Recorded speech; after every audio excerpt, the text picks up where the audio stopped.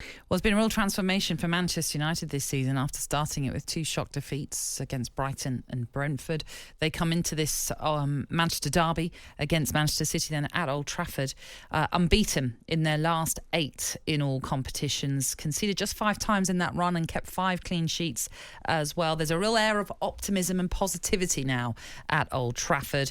Joining us to look ahead to this game live on talkSPORT, it is our Manchester football correspondent, Mickey Gray. Mickey, good morning. How you doing? Hi, Mickey. Very good morning to you both. How are you? Yeah, we're good. Mickey, I wanted to ask you first because there's been a lot of talk in the newspapers today about Manchester United and relatively very little about City. And City off the back of that 2-0 defeat, and yes, it was a changed side and they had a fantastic bench.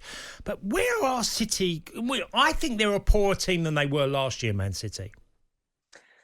I've got to agree with you, Cass. I think everybody's obviously been blindfolded a little bit because Erling Haaland scored that many goals. And I think everybody's been excited because he's obviously burst onto the Premier League scene and not just Premier League, Europe as well. And he's just been a sensation, really, hasn't he? And I think it's kind of papered over a few of the cracks because I don't think the football's as good as what City's played over the last 4 or 5 seasons under Pep Guardiola. I think they look a little bit leaky at the back defensively. I know there's problems there and they've got injuries, but I just don't think they're the same City side with Erling Haaland in the starting 11. That might sound absolutely crazy because the goals that the guy's got is just incredible, isn't it? But yeah, I tend to agree with you. I say Man United come into this unbeaten in 8. In fact, they've won their last 8. But actually, when you look at the opposition they've played in that run, could that be where we might pick a few holes in Manchester United? Because it's only really Fulham of any of those teams.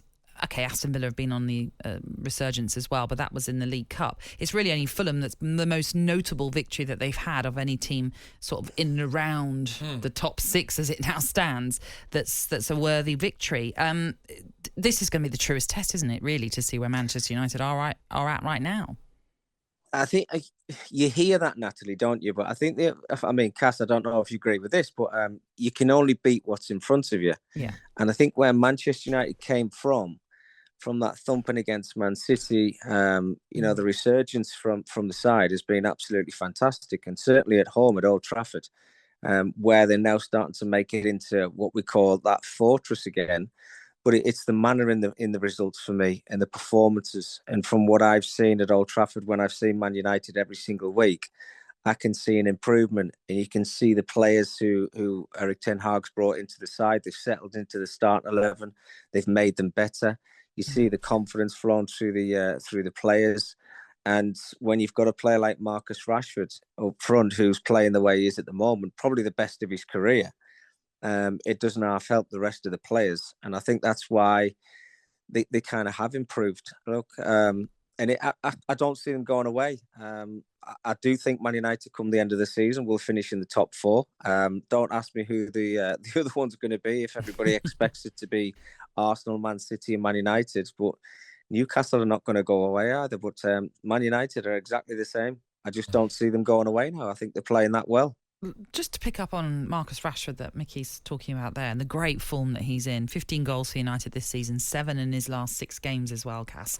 What do you think has led to this transformation? Is it simply confidence, or are you noticing a slight change in style of how he's playing? What's brought about this change in him? Well, he definitely had personal issues last season. And going from the Euros in the year before, Marcus had a lot of challenging things off the field that obviously he's resolved, and with that an injury, an operation.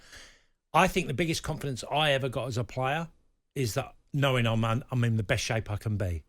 That in itself. And I think he's entered this season struggling at first, but gradually got himself into a really peak condition. And with that, he's got goals that he wouldn't have scored a year ago. And I'm sure Mickey watches Marcus far more than me because he's at most of the Manchester games. But the goal that he got with England in the World Cup, where he cut in against Iran, he cut on his left foot and buried it, that's a guy who's brimming with confidence. But is it also, Mickey, the fact that you think Erik Ten Hag has just got faith in him and maybe Solskjaer didn't when he was the manager? Yeah, but it's okay, manager, having faith and believing in you, Natalie, but you still have to go out as a player and you've got to start performing better than what you have done over the last 2 seasons. And I think that's certainly one thing that you can see with Marcus. And you're right, Cass. I think, about the injuries as well. I think he has had his problems. He had, I think it was a shoulder problem he had, which he had to overcome as well. But I think because of the goals, he now feels like he's the main man. Whereas, let's even go to last season, if you like. Everybody was talking about Cristiano Ronaldo. While he was around, Marcus Rashford was never going to be that player. Marcus had to come out of his shell again, and he had to become that number one. And I think at the beginning of the season, Erik ten Hag has said to him, I believe in you. You are going to be my main man, whether it's through the middle or whether it's out wide. And I think he was kind of pushed aside a little bit by Cristiano Ronaldo. So he's came out of his shell again. It's kind of the second coming from him, really. But he's just been absolutely brilliant. You can see the confidence obviously flowing through his veins because of the goals that he's getting. He's doing things that he was doing when he first broke onto the scene. And it can only be good for Man United. And you look at the form of him right now. I mean, everybody talks about Erling Haaland. That's two centre forwards, if you want to call them that anybody in Europe would take. There's no doubt about that. Mm. Yeah.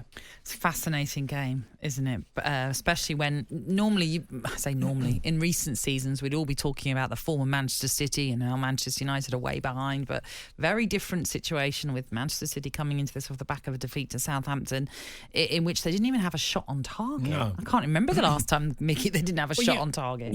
You know, Mickey, what's going to happen. City are going to dominate the ball and keep possession all over the pitch. It's how United counter against City. I think that will ultimately be the difference. No, absolutely. I think everybody expects that. That's the way that Pep Guardiola's side's set up. I think there's a couple of games at Old Trafford, albeit Man City have won the games recently, Cass, but I think Man United have actually, at the end of the game, had more possession than Manchester City, which is very surprising. I went to Pep Guardiola's press conference yesterday, and he was very disappointed. He didn't want to show it as much as I think the rest of the people who were in the room who were asking the questions. But he was disappointed with that Southampton performance. But he came out and said, I felt it was coming. He said, because the levels that we've been at since the 7 years that he's been at the club, he says, I knew that there was a performance like that on its way because of them finishing the Premier Leagues, going all the way and playing so many games every single season and having the squad that he's had and kind of put a couple of additions over the last couple of transfer windows. So you could sense there was a little disappointment, but he said, I'm the only person at this football club who can sit in front of my players and tell them that they weren't at the levels that I expect them to be at every single week. He says, all their friends, they can tell them how good they are. He said, but there's only one person who they listen to. And he said, I had to sit the players down and tell them that they weren't at the levels and they weren't good enough. And he said, I hope that they believe in me. He said, they have done since I've been at the football club. And he said, now it's about getting back to the levels where Manchester City have been for the last 6 or 7 seasons. So it was kind of interesting to be in the room, actually, and just listen to him and look at the way that he explained it. And he certainly expects a reaction, and I'm sure they'll get one today. Well, after every defeat they've had this season, Manchester City have won the very next game. So maybe it will be telling today. We'll see how they fare. A quick prediction from you, Mickey? I know you've got a busy day because you're heading down to the game, but... Yes, well, I can't split them, Natalie. I can't. I don't think it's going to be as exciting as the Etihad one, where obviously Phil Foden and Haaland got the couple of hat tricks. But I think it's going to be a tight game with goals.